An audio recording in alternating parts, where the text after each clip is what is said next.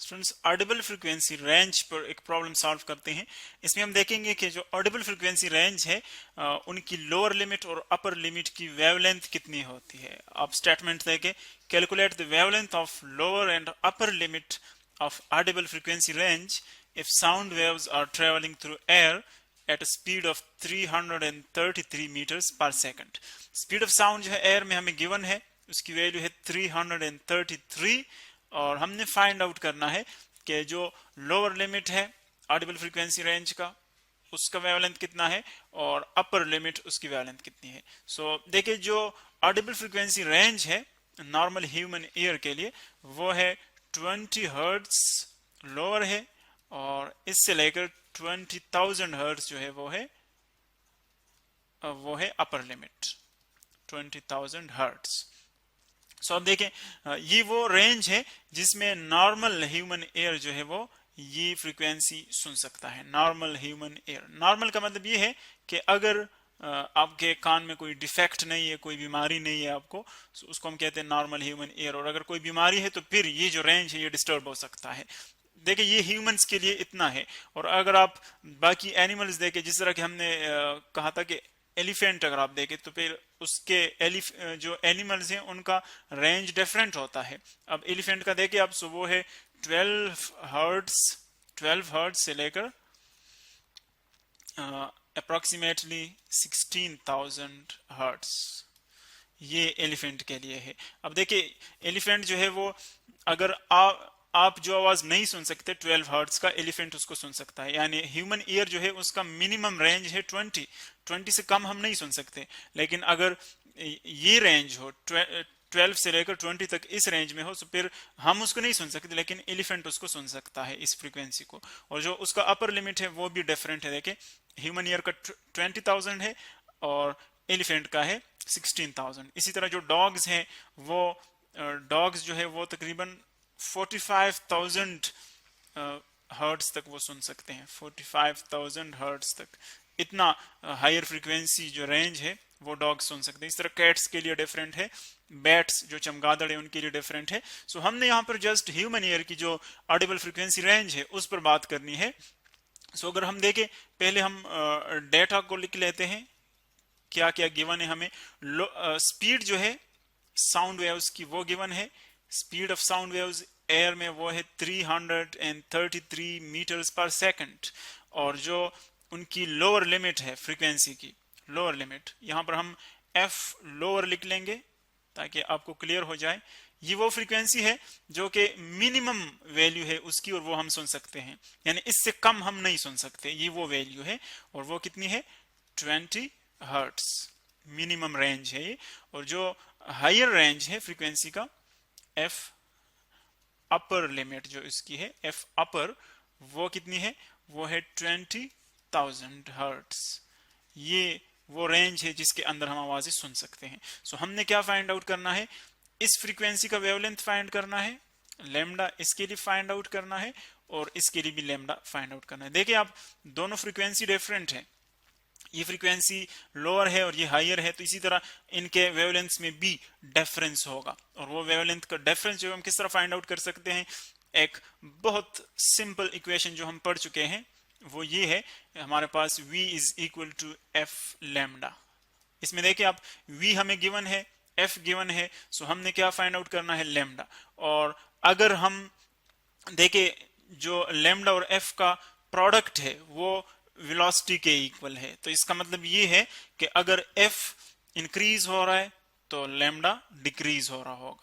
अगर lambda increase हो रहा है तो इसका मतलब है कि f डिक्रीज हो रहा है, क्योंकि प्रोडक्ट जो है वो वही आना है। फॉर एग्जांपल f की वैल्यू सपोज मैं 2 कर लेता हूं और लैम्डा है 8 फॉर एग्जांपल, इन दोनों का प्रोडक्ट है 16। अब अगर मैं f को 4 कर लूं, प्रोडक्ट मैंने 16 ही लाना है, सो फिर लैम्डा को भी हम 4 कर लेंगे, तो फिर देखिए प्रोडक्ट वही 16 आ रहा है। यानी अगर हम एक को बढ़ाएंगे तो दूसरी की जो वैल्यू है वो कम होगी, क्योंकि प्रोडक्ट जो है वो कांस्टेंट रहेगा, प्रोडक्ट उसकी वही आ रही है। सो देखिए आप जो लोअर फ्रीक्वेंसी है, लोअर फ्रीक्वेंसी, या इसको हम L से रिप्रेजेंट कर ले, सो उसके लिए वेवलेंथ जो है वो अप हायर होगा, इसको हम H से रिप्रेजेंट करते हैं। यानी अगर फ्रीक्वेंसी लोअर है तो वेवलेंथ हायर होगा, और अगर फ्रीक्वेंसी हायर है तो वेवलेंथ लोअर होगा। अब आप, चूंकि आपने लैम्डा फाइंड आउट करना है, सो बोथ साइड जो है एफ पे डिवाइड कर ले, सो आपके पास आ जाएगा लैम्डा, एच का मतलब है हायर, सो ये आ जाएगा V V divided by F L. अब यहां पर लैम्डा हायर का मतलब यह है कि ये वेवलेंथ एक्चुअली लोअर फ्रीक्वेंसी का है, लेकिन हमने जस्ट सिंबल से शो किया हुआ है कि अगर फ्रीक्वेंसी लो है तो वेवलेंथ जो है वो हायर होगा, मैक्सिमम होगा फिर। सो यहां पर आपने वैल्यूज पुट करनी है, वैल्यूज पुट कर ले आप, lambda lambda H is equal to V, कितनी है, वी की वैल्यू हमारे पास है 333, और जो एफ लोअर है, लोअर फ्रीक्वेंसी, उसकी वैल्यू है 20। सो 20 इसमें पुट कर लें, ये हमारे पास इसकी वैल्यू क्या आ जाएगी, lambda H is equal to 333 divided by 20, 333 divided by 20, इससे आएगा 16.65, 16.65।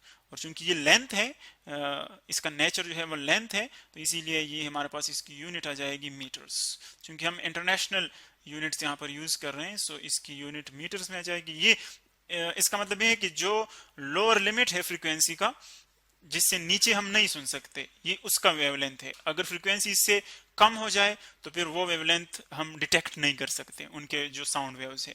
अब अगर हम देखें जो नेक्स्ट हमारे पास है अपर लिमिट के लिए, उसके लिए यही फार्मूला होगा, जस्ट हमने इस h की जगह लिखना है l, क्योंकि जब फ्रीक्वेंसी हायर हो जाएगी तो फिर वेवलेंथ जो है वो लो हो जाएगा, क्योंकि ये दोनों जो है वो इनवर्सली प्रोपोर्शनल है, इनवर्सली रिलेटेड एक दूसरे के साथ। तो देखिए अगर ये वेवलेंथ लोअर है तो फ्रीक्वेंसी क्या हो जाएगी, हायर। अब इसमें आप वैल्यूज पुट कर ले, वही इक्वेशन है, जस्ट वैल्यूज डिफरेंट है। जो स्पीड ऑफ साउंड है, चूंकि वो तो कांस्टेंट होता है, तो उसकी वैल्यू वही आ जाएगी 333 डिवाइडेड बाय, अब एफ हायर का मतलब यह है कि हम हाईएस्ट कितनी फ्रीक्वेंसी तक सुन सकते हैं, जिससे ऊपर अगर साउंड वेव्स हो तो फिर उसको हम डिटेक्ट नहीं कर सकते, उसकी वैल्यू है 20,000। ये वो वैल्यू है, इससे अगर साउंड वेव्स की फ्रीक्वेंसी बढ़ जाए तो फिर उसको हम डिटेक्ट नहीं कर सकते। ह्यूमन ईयर की बात हम कर रहे हैं। सो यहां पर देखिए आप, वेवलेंथ फाइंड आउट करने के लिए 333 है, उसको डिवाइड कर ले, 333 उसको डिवाइड कर ले किस पर, 20,000 पर, 20,000। सो इससे आ जाएगा 0.106, 0.106। सो जो लोअर लिमिट है वेवलेंथ का वो आ जाएगा 0.016। इसको अगेन कंफर्म कर लेते हैं, यह है 0.016। और ये जो उनकी लेंथ है, वेवलेंथ नेचर इसका लेंथ है, सो ये मीटर्स में आ जाएगा। अब ये देखिए लोअर वेवलेंथ इतना है।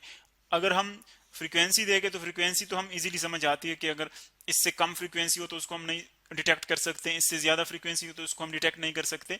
तो ये हम वेवलेंथ की फॉर्म में भी एक्सप्लेन कर सकते हैं।